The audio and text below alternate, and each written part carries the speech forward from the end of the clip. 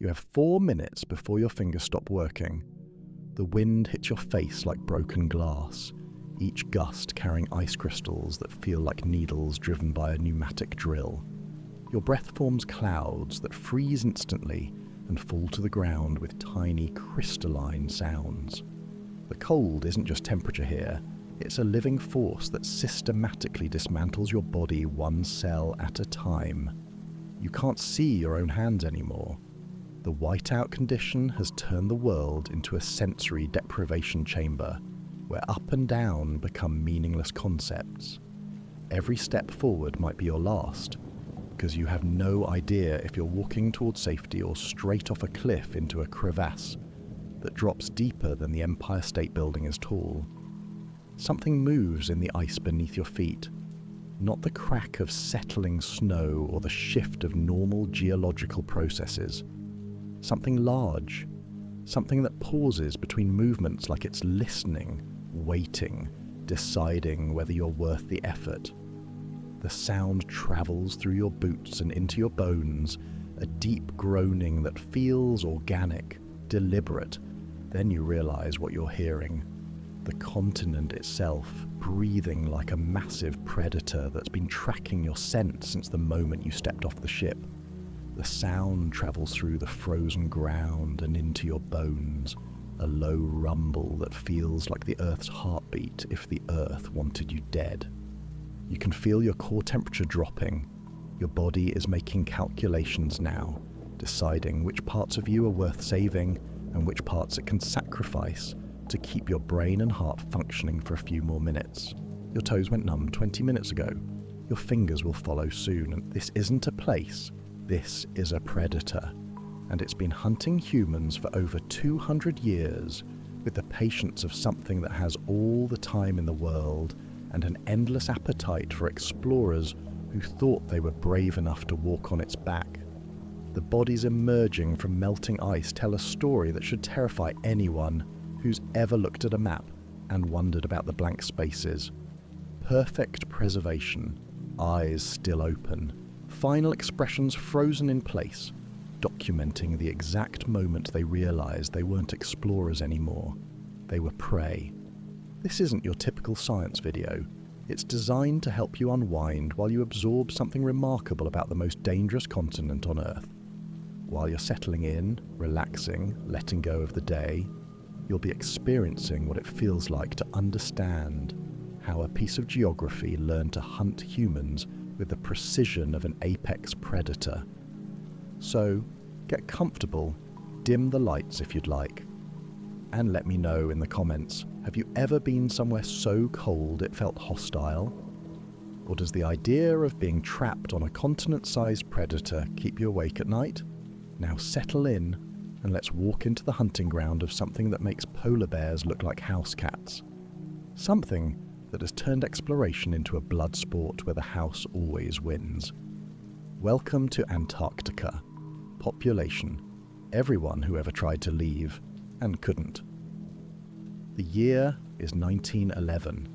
There's no GPS satellite guiding your steps, no radio contact with the outside world, no heated rescue vehicles standing by. It's only you, your team, and 5.4 million square miles of frozen hell that treats human life like an amusing inconvenience. You're standing at the edge of the Ross Ice Shelf, looking out over a landscape that doesn't belong on the same planet as tropical beaches or green forests. This is alien territory that happens to share our atmosphere, a continent larger than the United States and Mexico combined, that exists in a state of permanent hostility toward anything warm-blooded enough to have a pulse. The numbers alone should have been warning enough. Surface temperatures that regularly drop to minus 89 degrees Fahrenheit, which is cold enough to freeze carbon dioxide solid. Wind speeds that exceed 200 miles per hour, turning every snowflake into a bullet and every breath into a potential lung injury.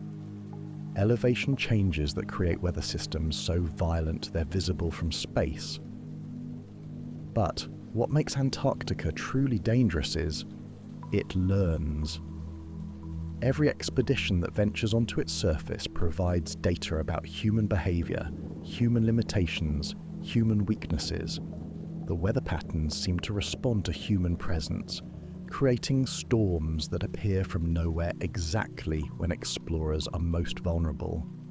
The ice formations shift in ways that create perfect traps for anyone following established routes. Modern meteorologists studying historical expedition records have found patterns that shouldn't exist. Storm systems that developed with impossible timing, appearing precisely when rescue attempts were launched. Temperature drops that occurred exactly when human endurance was at its breaking point. Wind patterns that seem designed to scatter expeditions and prevent group survival strategies. Could it be that this is something that actively studies its prey and adapts its hunting methods accordingly? The continent's arsenal would make any apex predator jealous. Katabatic winds that can literally blow a human being apart, generated by cold air sliding down from the interior plateau at speeds that turn atmosphere into a weapon. Crevasse fields hidden under thin layers of snow, creating a landscape where every step might open a mouth in the earth that drops 300 feet straight down. Whiteout conditions that remove all visual reference points, turning navigation into a deadly guessing game, where experienced explorers have walked in circles for days until hypothermia claimed them 50 yards from safety. Temperature gradients so extreme they create hallucinations, making dying men see tropical beaches and warm fires that don't exist. Even the isolation works as a hunting tool.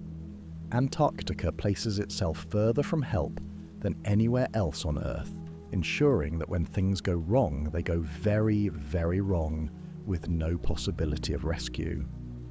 The nearest inhabited landmass is over 600 miles away, across part of the most dangerous ocean on the planet. Your body becomes a liability in this environment. Every calorie burned generates heat that immediately disappears into air so cold it hurts to breathe. Every drop of moisture you exhale becomes ice that accumulates on your clothing, adding weight and reducing insulation. Every decision you make is filtered through a brain that's slowly shutting down as your core temperature drops. The psychological pressure is almost worse than the physical danger. You're walking on a continent that has never, in its entire geological history, supported human life. Every instinct you've developed for survival becomes useless or actively dangerous. The landscape offers no shelter, no food, no water that isn't frozen solid, no safety anywhere within hundreds of miles. Standing here, feeling the wind cut through layers of clothing like they're made of tissue paper, you begin to understand why Antarctica has maintained a perfect hunting record for over 2 centuries. It not only kills explorers, it collects them. Their bodies, preserved perfectly in ice, become part of its growing museum of human ambition and failure. This is a biological system scaled up to continental proportions, operating with the intelligence of something that has learned exactly how to turn human explorers into frozen monuments to their own overconfidence. The terrifying part? It's just getting started, and it's about to show you exactly how it hunts. Let me take you somewhere you wouldn't want to go, somewhere that shouldn't exist on the same planet as warm beaches and tropical sunsets. The year is 1914, and Ernest Shackleton is about to learn that Antarctica doesn't just kill explorers. Sometimes it plays with them first. You're standing on the deck of the Endurance, watching pack ice close around your ship like the jaws of something massive and patient. The sound is almost organic, a grinding, crunching noise that vibrates through the hull and into your chest. Each piece of ice weighs several tons, and they're moving with deliberate precision, fitting together like puzzle pieces designed by something that understands exactly how to build a perfect trap. Shackleton named his ship Endurance after his family motto, "By endurance we conquer." Antarctica is about to teach him that endurance works both ways, and it has considerably more practice. The pack ice moves with the calculated tolerance of something that has all the time in the world and knows exactly how this game ends. Day by day, the ice closes tighter. Week by week, the ship becomes more trapped. Month by month, 27 men realize they're not explorers anymore. They're specimens in Antarctica's laboratory. Watch how it operates. The ice forms specific patterns that prevent escape, while allowing just enough movement to create false hope. Channels open that seem to lead toward freedom, then close suddenly when the crew attempts to navigate them. It's like being stalked by something intelligent enough to understand psychology as well as physics. The Endurance becomes a prison that slowly transforms into a torture chamber. The hull creaks under pressure that increases, like a vice being tightened one turn per day. The men can hear their ship dying, groaning protests that echo through the ice field like the sounds of something massive being slowly crushed to death. Shackleton's crew tries everything. They attempt to cut through the ice with saws and pickaxes, which is roughly equivalent to trying to fight off a whale with a butter knife. They try backing the ship out, ramming forward, using the engine to break free, while Antarctica watches their efforts with the amusement of a cat playing with a mouse. The psychological warfare begins almost immediately. The ice creates sounds that seem designed to drive men insane. Grinding, scraping, sudden explosive cracks that sound like gunshots in the middle of the night. The ship moves unpredictably, tilting and shifting as the ice beneath it rearranges itself into new configurations of torment. Then, the food situation becomes critical. 27 men trapped on a ship that's slowly being crushed, with supplies calculated for a much shorter expedition. They start rationing everything, measuring their survival in calories, and hoping rescue will come before starvation makes the decision for them. But Antarctica isn't interested in quick kills. It's conducting an experiment in human endurance, testing exactly how much pressure it takes to break a crew of experienced polar explorers. The ice continues to tighten, the ship continues to groan, and the men realize they're participants in a very slow execution. The really disturbing part is how methodical it all becomes. Every day brings new evidence that they're not fighting weather or bad luck, but something that seems to understand human psychology. The ice formations create visual illusions that look like rescue ships on the horizon. Temperature fluctuations raise hopes for a thaw that never materializes. Even the wildlife seems to disappear, as if Antarctica has cleared the area to focus entirely on its human prey. Frank Wild, Shackleton's second-in-command, writes in his diary about dreams where the ice speaks to him, explaining exactly how it plans to kill them all. The other men report similar nightmares where Antarctica reveals itself as something alive, something hungry, something that views their suffering as entertainment. After 10 months, the Endurance finally dies. The ice crushes the hull with a sound like thunder, and 27 men find themselves stranded on a continent-sized predator with nothing but tents, some supplies, and the growing realization that Antarctica has been playing with them from the beginning. But here's what should terrify you as you watch from the comfort of your warm, cozy room. Antarctica doesn't kill them. It lets them live, trapped on ice floes that drift with the current, watching their supplies dwindle and their hope fade. It's studying them, learning how humans react to prolonged exposure to despair, cataloguing their responses for future use. The men resort to eating their sled dogs, then seals, then anything organic they can find. Antarctica provides just enough wildlife to keep them alive, but never enough to feel secure. It's calibrating the perfect balance between hope and despair, keeping its subjects functional enough to provide useful data about human behavior under extreme stress.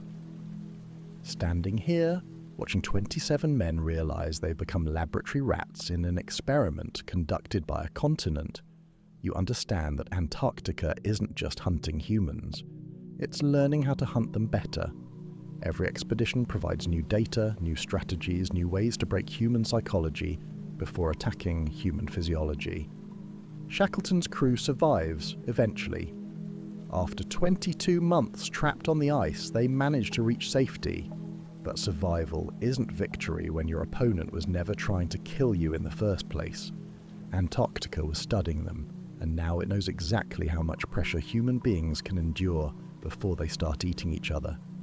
The continent files away this information for future use, and it's about to put those lessons to work on its next prey. Now, for a moment, imagine that you've just accomplished the impossible dream. You've reached the South Pole after months of brutal travel, and there's a flag already planted in the ground. Someone else's flag. How does that feel? Standing at the bottom of the world and realizing you're second place in a race where second place might mean death.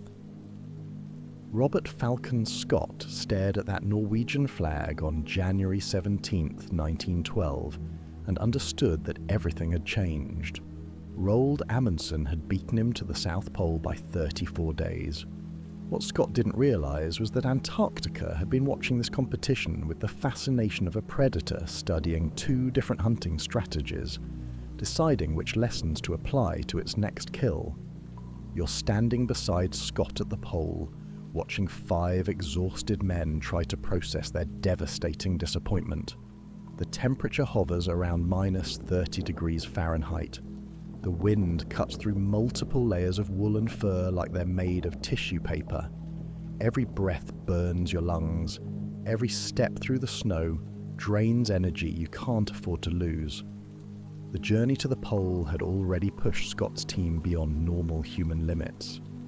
Edgar Evans shows signs of severe frostbite and possible brain injury from a fall. Lawrence Oates complains of feet so badly frozen he can barely walk. The other team members, Wilson and Bowers, maintain British composure while privately calculating whether their food supplies will last for the 800-mile return journey. Antarctica watches their despair and begins making adjustments. The weather during their outbound journey had been merely difficult.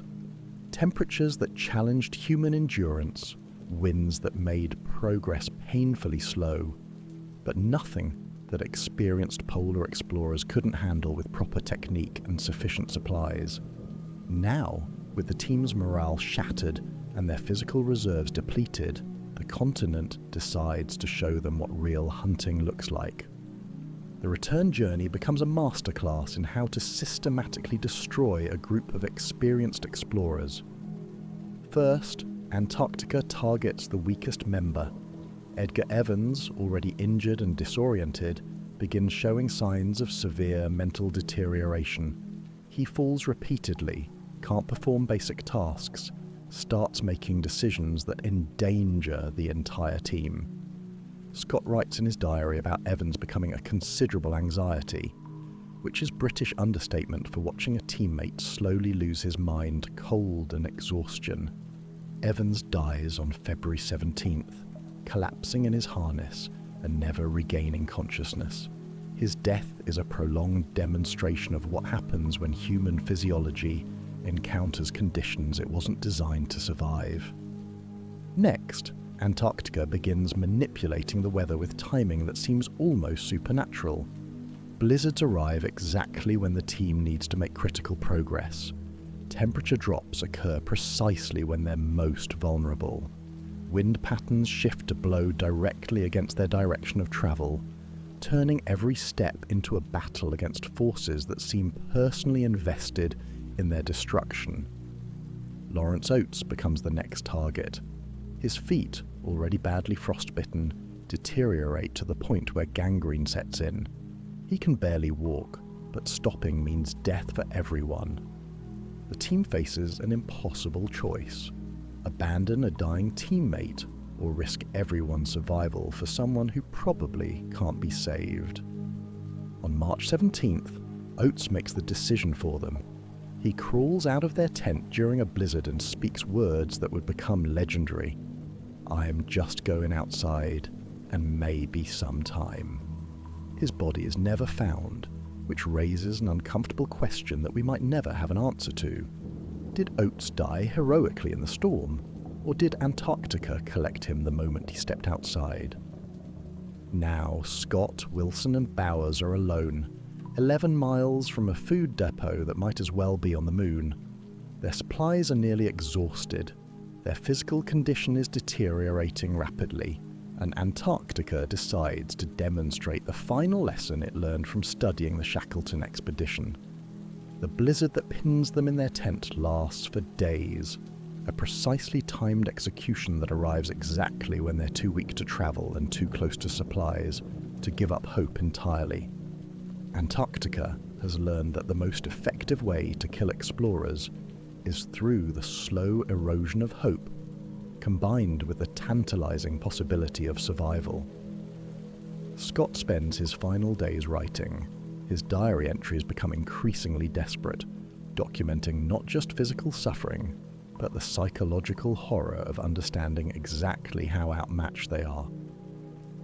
He writes about the weather with the bewildered tone of someone who can't quite believe that natural forces could be so perfectly arranged for maximum human suffering. The final entry, written in handwriting that becomes progressively weaker, reads like a confession. It seems a pity, but I don't think I can write more. Scott dies with his pen in his hand and his diary open, creating a perfect monument to human ambition crushed by something vast, patient, and utterly indifferent to British courage. When the search party finds their bodies 8 months later, they're perfectly preserved. Scott is positioned as if he died writing. Wilson and Bowers arranged peacefully in their sleeping bags. Antarctica has kept them exactly as they died, adding 3 more specimens to its growing collection of human failure. What disturbs the rescue team most isn't the bodies themselves, but the evidence around the campsite. Weather patterns that seem to target this specific location, snowdrifts arranged in formations that prevented escape in every direction, even the timing of their deaths occurring exactly when rescue parties were closest, but still too far away to help. Standing here, looking at 3 bodies that tell the story of a systematic execution disguised as bad weather, you realize that Antarctica has graduated from playing with its prey. It's learned to kill with precision, turning exploration into a carefully orchestrated demonstration of human limitations. Scott's expedition wasn't defeated by random misfortune. They were hunted by something that had spent decades studying how to break human psychology before moving in for the kill, and now it's ready to apply those lessons on a much larger scale. What happens when you send 129 of the most experienced Arctic explorers in the world into Antarctica's hunting ground? You create the largest disappearance in polar exploration history, and you give the continent enough subjects for its most comprehensive experiment in human destruction. The year is 1845. Sir John Franklin commands 2 ships, HMS Erebus and HMS Terror, loaded with 3 years of supplies, the most advanced technology available, and enough confidence to explore the Northwest Passage above North America. The ships are reinforced with iron plates equipped with steam engines and stocked with enough canned food to feed a small town. Everything that Victorian engineering and British determination can provide. Antarctica watches this massive expedition approach its territory and recognizes an opportunity, not only to hunt individual groups of explorers, but to conduct large-scale testing on human behavior under sustained pressure. 129 test subjects, perfectly isolated, carrying detailed records of everything they experience. You're standing on the deck of the Erebus, watching pack ice close around both ships, with the same inexorable pressure that trapped Shackleton's Endurance. But this time, the ice doesn't just trap the expedition. It imprisons them for 3 years, creating a floating laboratory where Antarctica can study human psychology, social dynamics, and the precise progression of despair in large groups. The first year proceeds according to plan. The ships remain intact, the crews maintain discipline, and Franklin's leadership keeps morale relatively stable.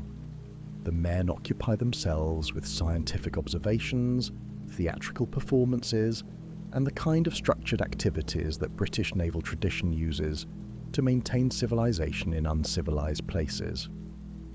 Antarctica studies their routines, their social hierarchies, their methods of maintaining hope in impossible circumstances. The second year brings the first signs that this expedition is different from Shackleton's adventure or Scott's race to the pole. Spring arrives, but the ice doesn't release its grip. The ships remain frozen in place, their supplies diminishing, their fuel running low, and their confidence beginning to crack like the hull timbers under pressure from the surrounding ice. Franklin dies in June 1847, though the cause remains unknown. His death removes the central authority figure from an increasingly desperate situation as Antarctica observes how leaderless groups respond to mounting stress. The remaining officers struggle to maintain discipline among crews who understand they're trapped, with no possibility of rescue. Then the real experiment begins. The canned food, that marvel of modern preservation technology, starts poisoning everyone who eats it. The lead solder used to seal the cans leaches into the food, creating a slow-acting toxin that attacks the nervous system, causes hallucinations, and gradually destroys rational decision-making. Antarctica has turned their survival supplies into a delivery system for madness. Lead poisoning combines with scurvy, hypothermia, and starvation to create a perfect storm of human deterioration. The expedition's detailed records, maintained with British precision, document the gradual transformation of experienced naval officers into desperate, increasingly irrational survivors who begin making decisions that no sane person would consider. They abandon the ships in April 1848, 105 men, dragging boats and supplies across ice that extends beyond the horizon, following a plan that makes sense only to minds poisoned by lead and warped by years of isolation. They're attempting to reach a trading post hundreds of miles away, across terrain that has killed smaller, better equipped expeditions. Antarctica tracks their progress like a predator following wounded prey. The men split into smaller groups, some heading south toward Back River, others attempting different escape routes. This division allows Antarctica to test various killing methods simultaneously, comparing the effectiveness of different approaches to human elimination. Recent archaeological discoveries tell the story Antarctica's experiment produced. Bodies scattered across vast distances, some showing evidence of cannibalism so extensive it suggests complete social breakdown. Cut marks on bones indicate the men not only ate their dead companions, but fought over the remains, abandoning every principle of civilization in their desperation to survive. Inuit testimony, collected decades later, describes encounters with groups of white men who had clearly lost their minds, men eating human flesh, men walking in circles through the snow, men who stared with vacant eyes and spoke in tongues no one could understand. The lead poisoning had turned them into living zombies, still moving but no longer truly alive.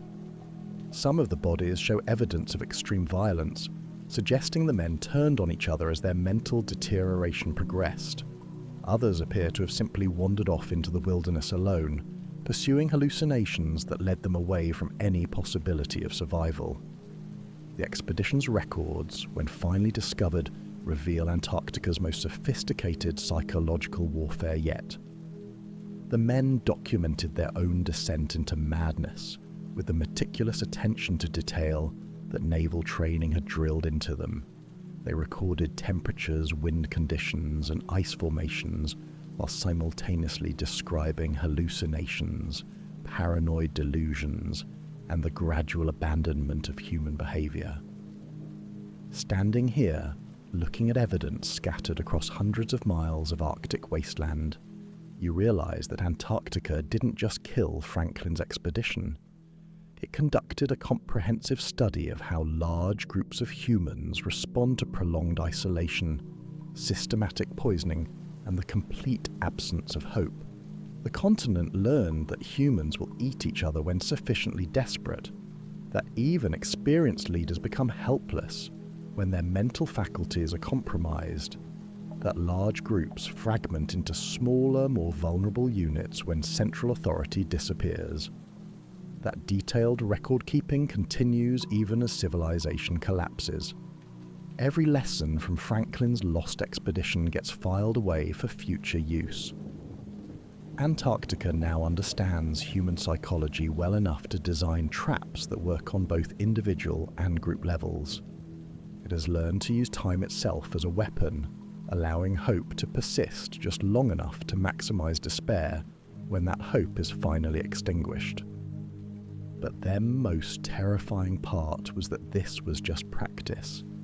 Antarctica was preparing for something much more ambitious than hunting individual expeditions. It was learning to hunt human civilization itself.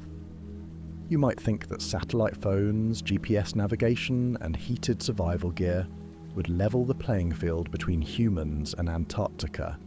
You'd be wrong.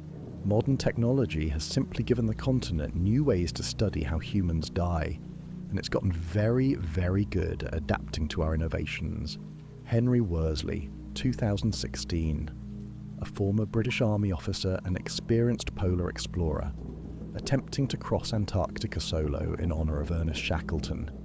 He carries equipment that would have seemed like magic to early explorers: satellite communication, solar panels, freeze-dried food calculated to exact nutritional requirements, clothing designed by aerospace engineers.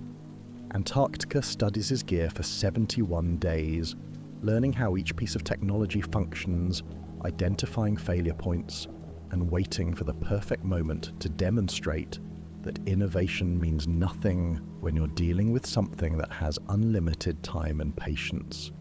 Worsley develops peritonitis, an infection that his advanced medical kit can't treat in the field. His satellite phone works perfectly, allowing him to call for rescue from a location that would have been impossible to find in Franklin's era. The rescue team locates him within hours using GPS coordinates accurate to within feet. He dies anyway, in a Chilean hospital surrounded by doctors and equipment that represents the pinnacle of modern medicine. Sometimes the most effective kill happens after the prey thinks it's escaped. GPS devices malfunction in specific locations where magnetic anomalies shouldn't exist. Satellite phones lose signal during critical weather events, cutting off communication exactly when rescue coordination becomes most important. Heating systems fail in ways that baffle manufacturers, as if the continent has learned to target the specific components that keep humans alive. In 2019, a team of climate researchers established a temporary camp to study ice core samples. Their location was tracked by multiple satellites. Their equipment was redundant and weather-resistant. Their extraction timeline was conservative and well-planned. The entire operation represented everything humans had learned about surviving in Antarctica. The team disappeared. A series of small equipment failures that cascaded into catastrophe. Their generator developed fuel line problems that shouldn't occur in modern diesel engines. Their communication array suffered component failures that the manufacturer later described as statistically impossible. Their emergency shelter tore along seams that had been tested to withstand hurricane-force winds. When the rescue team finally located the camp 3 days later, they found evidence of a systematic breakdown that followed no recognizable pattern of mechanical failure. Equipment had failed in sequence, creating a progression of problems that isolated the researchers and eliminated their escape options one by one. The researchers' bodies told a story that emergency response teams found deeply unsettling. They had died individually at different times, in different locations around the camp. A series of perfectly timed incidents that prevented any of them from helping the others. It looked like Antarctica had learned to hunt in pack formations. Modern expeditions report equipment failures that seem almost intelligently designed. Solar panels develop hairline cracks that reduce efficiency and create power shortages during extended bad weather. Water purification systems clog with ice crystals that form in patterns no engineer can explain. Emergency beacons activate accidentally, draining batteries and creating false alarms that desensitize rescue coordinators to real emergencies. Even tourism, that ultimate expression of human confidence in our ability to safely visit dangerous places, provides Antarctica with new research opportunities. Cruise ships equipped with ice-breaking hulls and satellite navigation still find themselves trapped when ice conditions change faster than weather models predict. In 2018, a luxury expedition cruise carrying 125 passengers became trapped in pack ice for 6 days. The ship's advanced ice penetration sonar showed clear water channels that disappeared as soon as the vessel attempted to navigate them. Weather forecasting systems, accurate enough to predict conditions weeks in advance, failed to anticipate wind patterns that seemed to respond directly to the ship's movements. The passengers, comfortable in heated cabins and entertained by expert guides, never understood how close they came to becoming subjects in Antarctica's latest experiment. The continent had learned to trap modern vessels with the same brutality it once applied to wooden ships. What disturbs modern researchers most isn't the individual equipment failures or even the mysterious disappearances. It's the evidence that Antarctica has become more efficient at killing humans as our technology has improved. The continent appears to be learning faster than we can innovate, adapting to our defensive strategies and developing countermeasures that suggest something approaching genuine intelligence. Recent expeditions report psychological effects that early explorers never described. Hallucinations that specifically target GPS coordinates, making navigators doubt electronic readings that are actually accurate, auditory phenomena that sound like rescue helicopters or radio chatter, drawing people away from safety, visual distortions that make dangerous terrain appear safe and safe routes look impassable.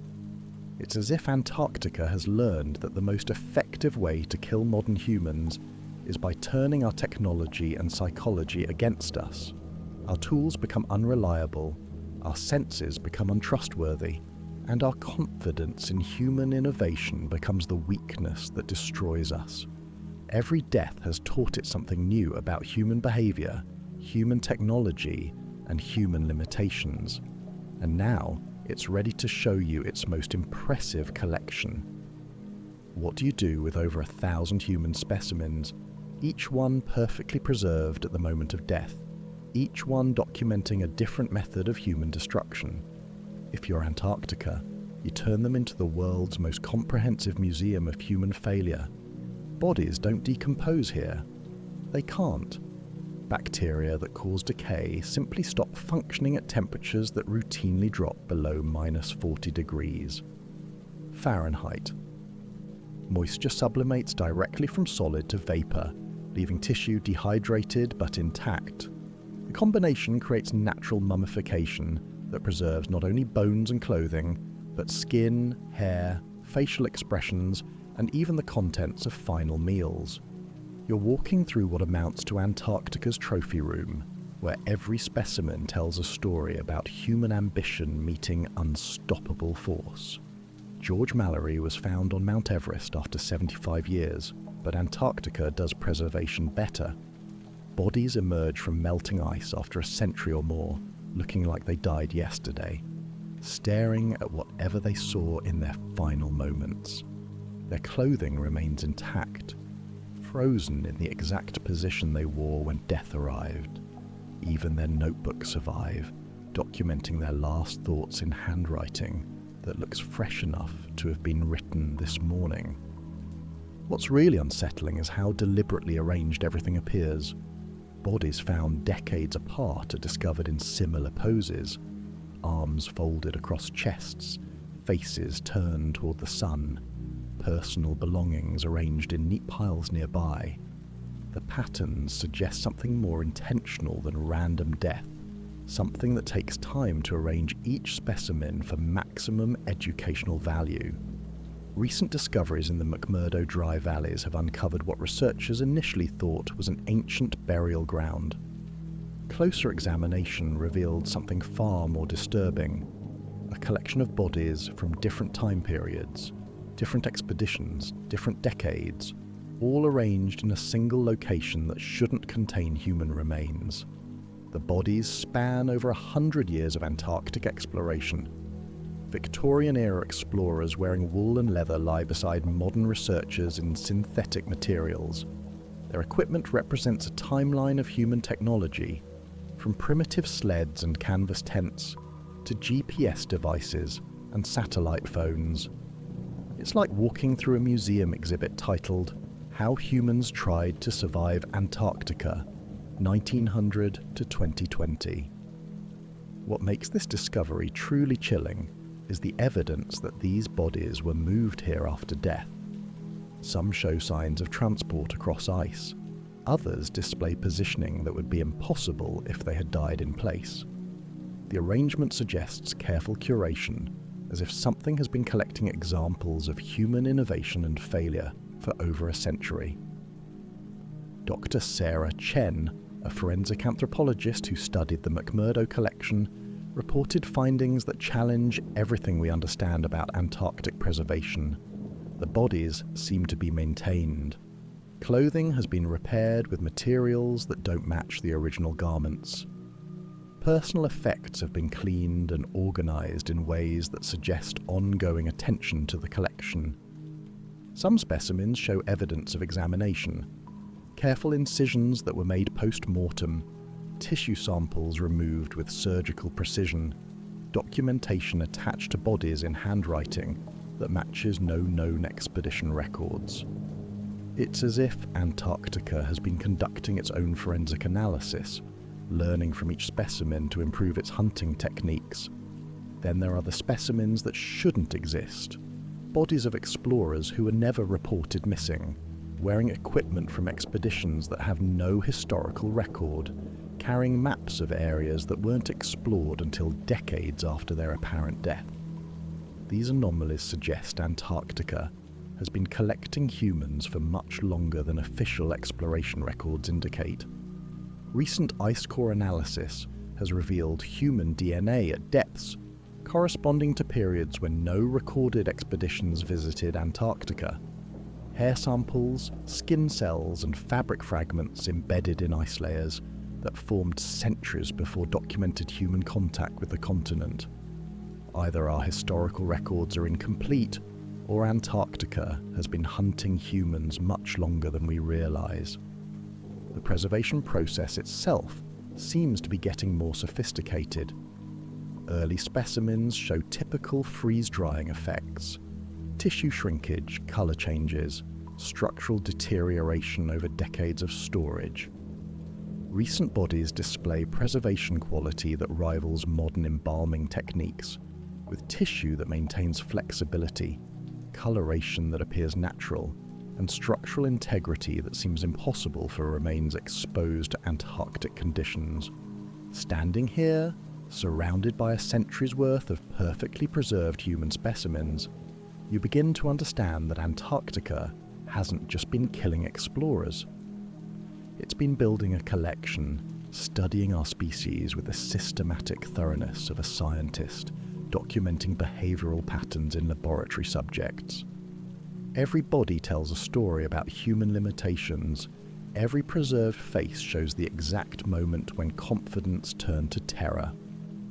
Every arranged scene demonstrates another way that human technology, human courage, and human determination mean nothing when confronted with something that has unlimited time, unlimited patience, and an apparently unlimited appetite for turning explorers into museum exhibits. The collection is growing. New specimens appear regularly, some from recent expeditions, others emerging from ice that's been frozen for decades. And the continent is still learning, still hunting, still collecting. the question that keeps polar researchers awake at night. What if Antarctica is actually intelligent? Weather patterns that target human activity with impossible precision. Ice formations that create perfect traps exactly when expeditions are most vulnerable. Equipment failures that follow sequences too complex for random chance. Temperature drops that occur at moments calculated for maximum human suffering. Dr. Michael Harrison, a climatologist who spent 15 years studying Antarctic weather systems, discovered something that changed how he views the continent. Storm formations that appear to respond to human presence, developing with timing that correlates directly to expedition movements. Not occasionally, but consistently across decades of meteorological data. Satellite imagery reveals ice flows that shift in patterns that seem designed to isolate human settlements. Research stations report communication blackouts that occur in coordinated sequences, cutting off multiple facilities simultaneously during critical operations. GPS anomalies cluster around areas where humans have historically disappeared. The evidence suggests Antarctica has been conducting active inspection on human activity for over a century. Modern sensor networks detect seismic activity that doesn't match known geological processes, underground movements that occur in response to human surface activity, as if the continent is tracking our movements from below, ice shifts that follow human migration patterns, creating barriers and openings that seem strategically timed. Antarctica has spent 2 centuries studying us, learning how we think, how we fail, how we die. Every expedition has been a field test, every death a data point in an ongoing research program that's produced something approaching genuine intelligence. And that intelligence is still evolving. Antarctica hasn't finished hunting humans. If anything, it's getting more ambitious. Climate change is exposing new areas of the continent, revealing archaeological sites that shouldn't exist and bodies that predate recorded exploration by centuries. The ice is melting, but instead of making Antarctica less dangerous, it's releasing specimens from the continent's collection, while simultaneously expanding its hunting territory.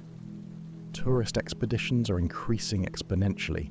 Cruise ships carrying hundreds of potential subjects venture deeper into Antarctic waters every year. Research stations house thousands of scientists conducting experiments that require extended isolation in the continent's hunting ground. Each new human presence provides fresh opportunities for data collection and specimen acquisition. Modern civilization treats Antarctica like a resource to be exploited, a frontier to be conquered, a laboratory for studying climate change. We build permanent bases, establish flight routes, and plan mining operations, as if the continent is just another piece of real estate waiting for development. Antarctica watches our expanding presence with what can only be described as anticipation. The continent that once hunted individual explorers now has access to populations, infrastructure, and technology that could support much larger experiments. Instead of studying how small groups respond to isolation and starvation, it can investigate how modern communities react to systematic infrastructure failures, coordinated equipment breakdowns, and the complete collapse of communication systems. Standing here, watching ships full of tourists sail toward a continent that has spent 2 centuries perfecting methods for turning humans into perfectly preserved specimens, it dawns on you. Antarctica's hunting phase may be ending. The specimen collection phase may be beginning. The most dangerous place on Earth hasn't become safer because we have better technology or more experience. It's become more dangerous because it now understands exactly how our technology works, exactly how our psychology functions, and exactly how to turn both against us. Sleep well tonight, fellow explorers.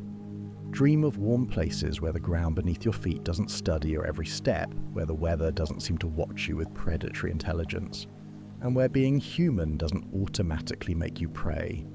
Because somewhere in the world's most isolated continent, something vast and patient and utterly hostile to human life is still learning how to hunt us more efficiently. And every night, it's getting better at what it does. The ice never sleeps, and neither should you.